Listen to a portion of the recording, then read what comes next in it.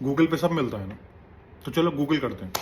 Google कीजिए population of LGBTQ people in middle east. क्या हुआ? जवाब नहीं मिला।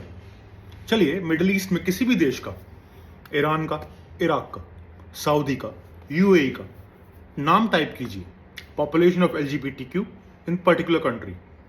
क्या हुआ? जवाब नहीं मिला।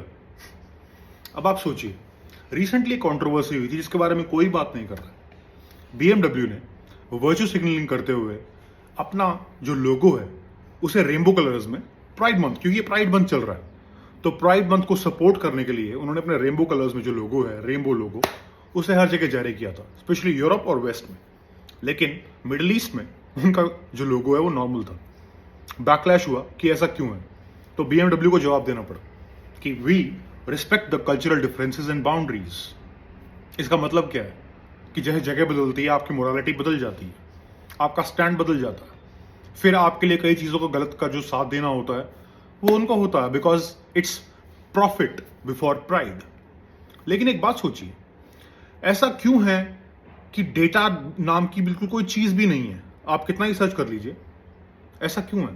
बिकॉज अगर डेटा होगा तो उस बारे में बात होगी, आप क्वेश्चनेयर्स होंगे, उस बारे में डिस्कशन होगा, उसके ऊपर रिसर्च होगी, और फिर आपको रिफॉर्मेशन करनी पड़ेगी।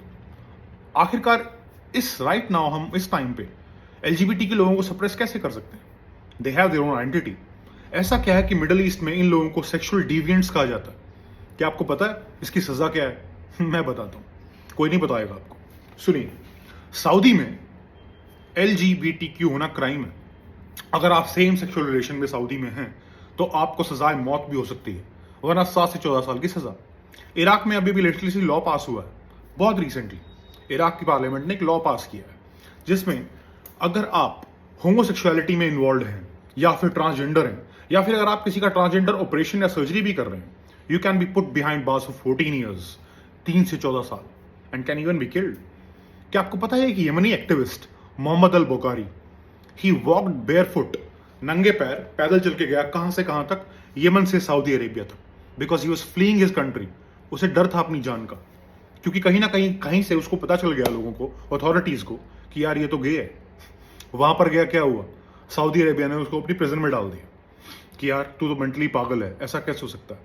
उसका एनल एग्जाम हुआ, 10 महीने वो जेल में रहा और बाहर निकला तब तक पागल हो गया था। अभी रिसेंटली कुछ दिन पहले पाकिस्तान में एक 75 साल के आदमी को पकड़ के मेंटल असाइलम में डाल दिया, इलेक्ट्रिक शॉक दिए गए, बहुत पीटा गया।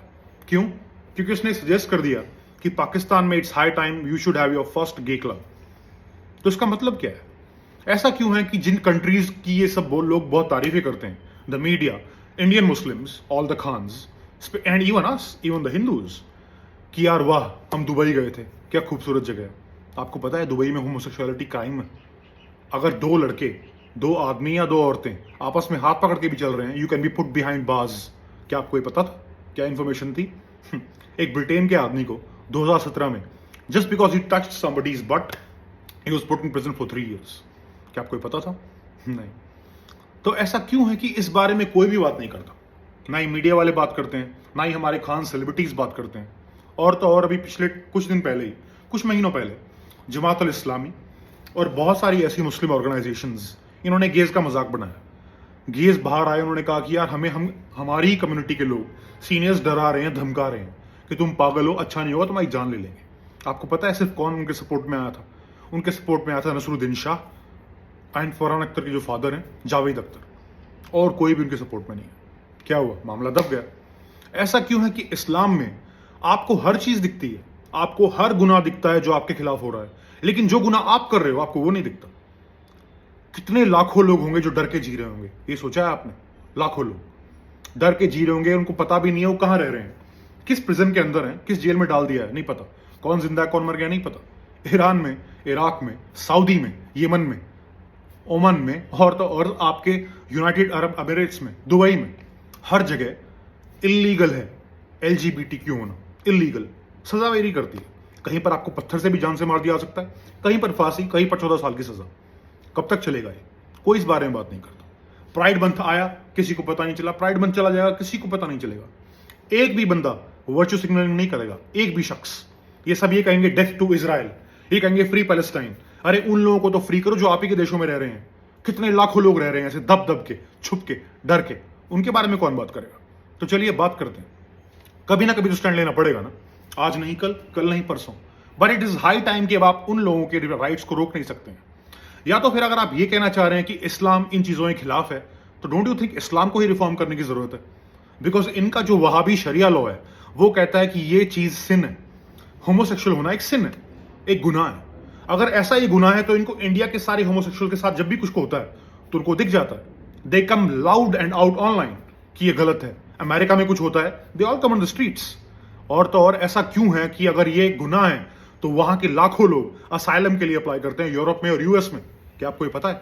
कितने सारे homosexuals and transgenders they apply because they are always fearing for their life कि मैं यूरोप में ले लो या अमेरिका में ले लो, जिसको ये सब गालियां देते रहते हैं।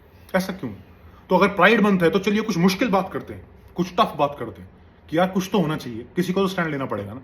एटलीस्ट स्टोरी डाल देते हैं इंस्टाग्राम पे ताकि लोगों तक, हाई अथॉरिटीज तक बात तो पहुंचे। लेकिन स्टोरी बहुत कम लोग डालेंगे, नहीं डालेंगे। You know why? Secretly they are supporting it. Because अगर आप किसी चीज का स्टैंड नहीं ले रहे हो, इट मीन्स आप स्टैंड ले रहे हो that it doesn't bother you, you are not concerned, और maybe you are in support of it. Think about it.